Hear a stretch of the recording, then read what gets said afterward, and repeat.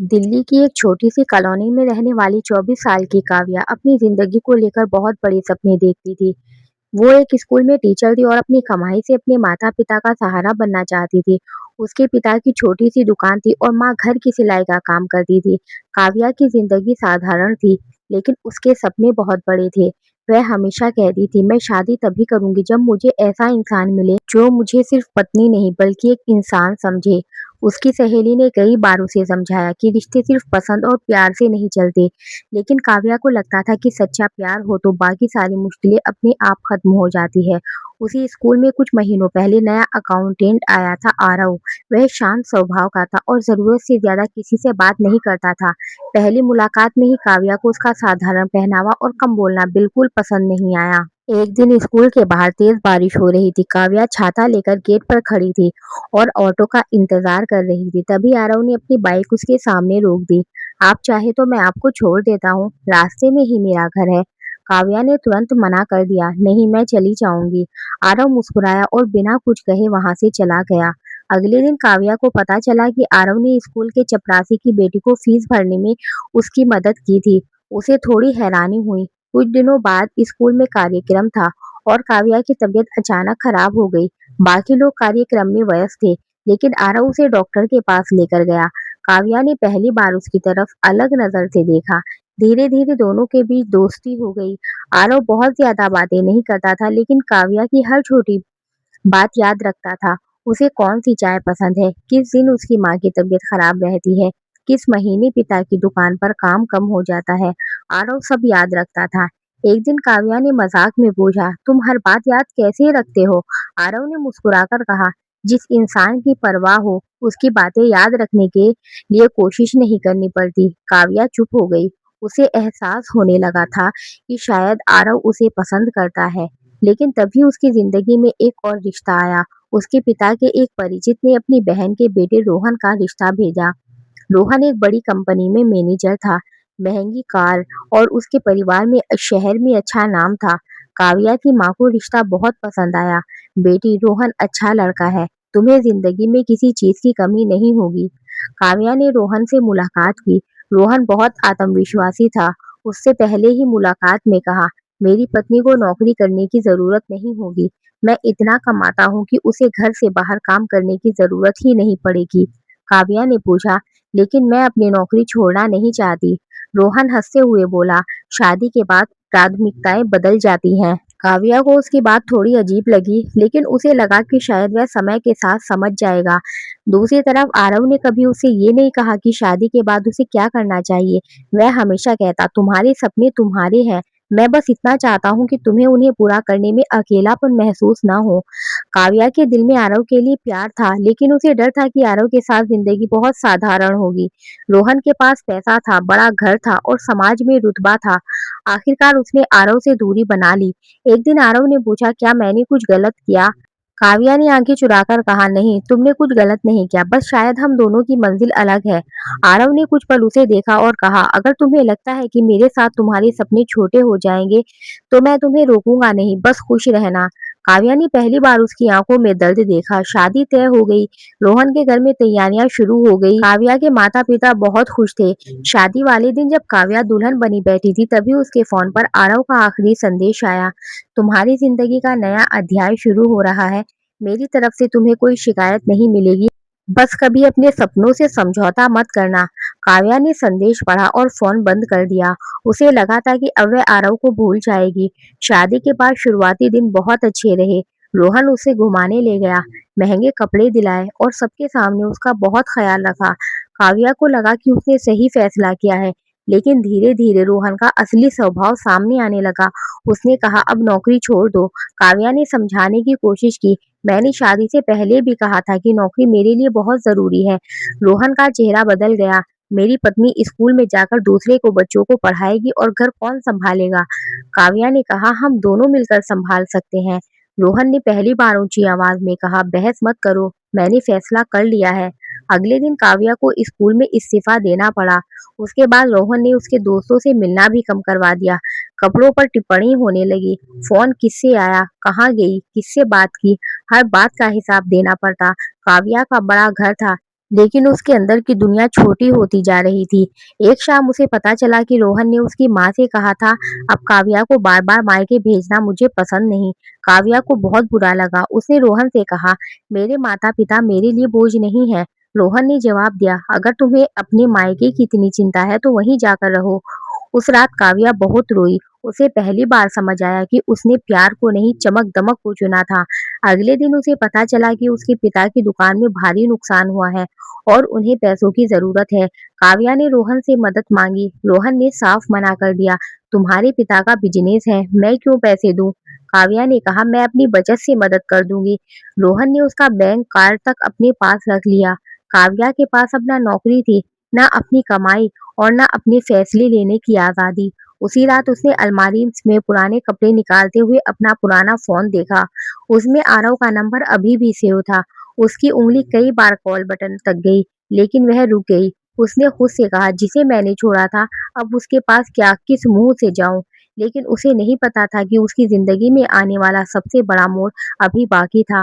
काव्या पूरी रात करवटें बदलती रही। सुबह होते ही उसने आखिरकार अपने पुराने फ़ोन से आरव का नंबर देखा। बहुत देर तक वह स्क्रीन को देखती रही, फिर फ़ोन वापस रख दिया। वह आरव को अपनी परेशानी बताकर उसकी ज़िंदगी में दोबारा नहीं आना चाहती थी। लेकिन उसी दिन उसके पिता का फ़ोन आया। उनकी आवाज़ काँप रही थी। बेटी, दुकान बंद करनी पड़ सकती है, बहुत कर्ज़ हो गया है। काव्या का दिल बैठ गया। उसने पूछा, पापा आपने मुझे पहले क्यों नहीं बताया? पिता हँसने की कोशिश करते हुए बोले, तू अपने घर में खुश रह, यही सोचकर नहीं बताया। काव्या की आँखों से आँसू बहने लगे। उसे लगा जैसे वह अपने माता-पिता के लिए कुछ भी नहीं कर पा रही थी। शाम को रोहन घर आया तो काव्या ने हिम्मत करके कहा, मुझे पापा की मदद करनी है। कम से कम मेरी कुछ बचत मुझे वापस दे दीजिए। रोहन ने ठंडे स्वर में कहा, तुम्हारी बचत, शादी के बाद तुम्हारी हर चीज मेरी जिम्मेदारी है।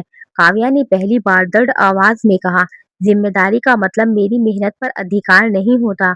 रोहन गुस्से से उसकी तरफ बढ़ा, लेकिन उसी वक्त उसका फोन बज गया। वह किसी जरूरी काम के लिए कमरे से बाहर चला गया।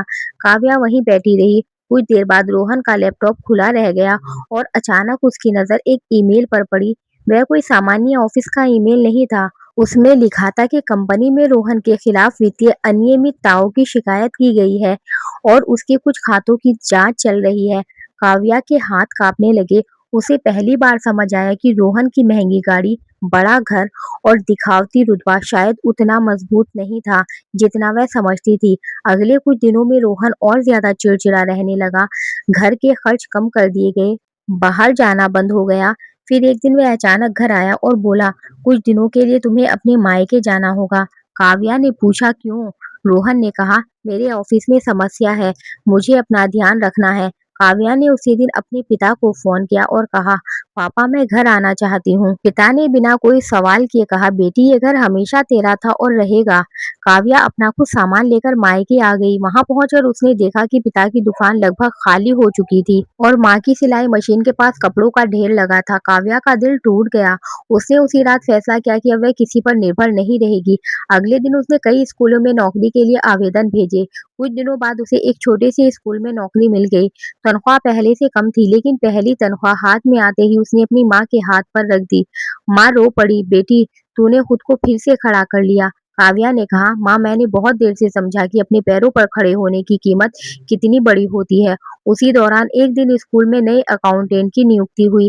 काव्या ऑफिस में दाखिल हुई तो उसके कदम वहीं रुक गए। सामने आरव बैठा था। दोनों कुछ पल एक दूसरे को देखते रहे। आरव ने बस इतना कहा, कैसी हो? काव्या ने हल्की मुस्कान के साथ जवाब दिया, अब ठीक हूँ।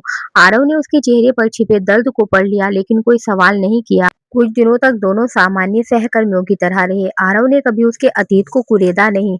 एक दिन काव्या के पिता की दुकान पर सामान की जरूरत थी। काव्या स्कूल के बाद दुकान पर पहुंची तो देखा कि वहां एक व्यक्ति पहले से बैठा था और उसके पिता से हिसाब किताब समझ रहा था। वह आरव था। काव्या हैरान रह गई, तुम यहाँ? आरव ने कहा, तुम्हारे पापा को हिसाब व्यवस्थित करने में परेशानी हो रही थी, मैंने सोचा मदद कर दूं। काव्या ने तुरंत पूछा, तुम्हें कैसे पता? आरव मुस्कुराया, तुमने कभी बताया था कि तुम्हारे पापा को हिसाब किताब में परेशानी होती है। मुझे याद था। काव्या की आंखें भर आई।